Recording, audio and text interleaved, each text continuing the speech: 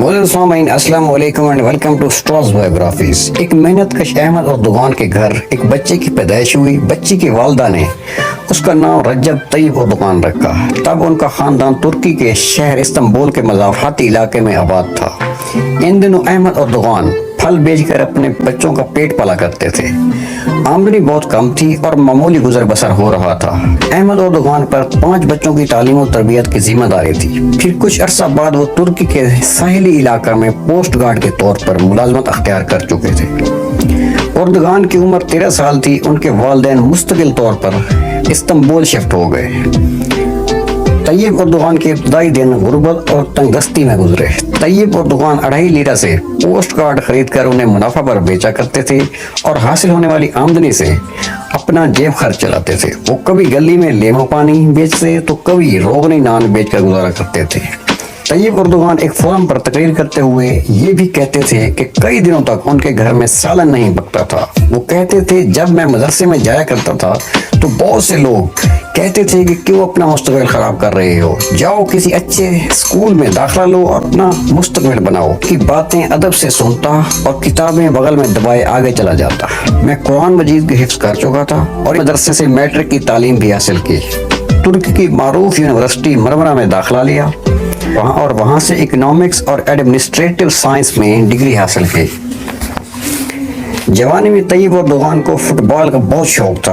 वो तुर्की के अच्छे खिलाड़ी में शुमार होते थे। उनकी ख्वाहिश थी कि वो नेशनल टीम में खेले। दोस्तों, आपको याद होगा कि पाकिस्तान के दौरा में उन्होंने ये भी कहा था कि मैं भी इमरान की तरह एक खिलाड़ी हुआ करता था। तैयब और दुगान को सियासत में दिलचस्पी थी। बाद में उन्होंने कॉर्पोरेशन की हद तक सियासत की और फिर 1976 में 22 साल की उम्र में यूथ पार्टी के हेड मुकर्रर हुए। 1984 में नजमुद्दीन पार्टी के डिस्ट्रिक्ट सरबराह मुकर्रर हुए। 1 साल बाद उन्हें डिविजनल हेड मुकर्रर कर दिया गया और पार्टी के सेंट्रल एग्जीक्यूटिव मेंबर भी बन गए। सियासत तैयब और दुगान के लिए फूलों की सेज नहीं थी बल्कि कांटों का एक रास्ता साबित हुई। उन दिनों तुर्की में इस्लाम का नाम लेना भी जुर्म समझा जाता था, लेकिन वो और उनके नजरियाती वाबस्ती रखने वाले साथी डटे रहे। 1994 में तुर्की में बल्दियाती इलेक्शन हुए और इस्लाम पसंदों को अक्सरियत मिली। तैयब और दुगान को इस्तांबुल सिटी का मेयर बना दिया गया। याद रहे, उस वक्त शहर में पानी की किल्लत, आलूदगी और ट्रैफिक जैसे मसाइल के शिकार था और क्राइम रेट भी बहुत ज्यादा था। लेकिन 2 बरस में ही दुगान ने करप्शन को जड़ से उखाड़ दिया और लातदाद तामीराती मंसूबे शुरू कर दिए। $1 बिलियन का कर्जा वापस कर दिया। 1998 में तैयब और दुगान को नजरबंद कर दिया गया। उनकी पार्टी पर भी पाबंदी लगा दी गई और दुगान ने हौसला नहीं हारा। 2001 में जस्टिस एंड डेवलपमेंट के नाम से एक नई पार्टी बना डाली। 2002 के इलेक्शन में तैयब और दुगान की पार्टी ने रिकॉर्ड फतह हासिल की और उनकी पार्टी ने मुल्क भर में 2/3 अक्सरियत हासिल कर ली। 2002 में दुगान ने वज़ीर आज़म का हलफ उठाया और यूं तुर्की के नए सफर का आगाज शुरू हुआ। 2011 में दुगान ने दोबारा वज़ीर आज़म बन गए। कुछ अर्सा बाद उन्होंने बतौर सदर जिम्मेदारी संभाल ली।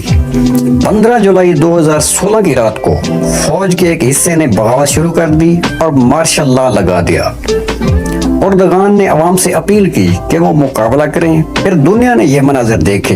लोगों ने किस तरह फौजी टैंकों के आगे लेटकर इस बगावत को नाकाम बनाया और इस दौरान 161 शहरी हलाक हुए जबकि 1000 से ज्यादा जख्मी हुए। इसके बाद तैयब और दुगान की मकबूलियत में एक बार फिर इजाफा हो गया।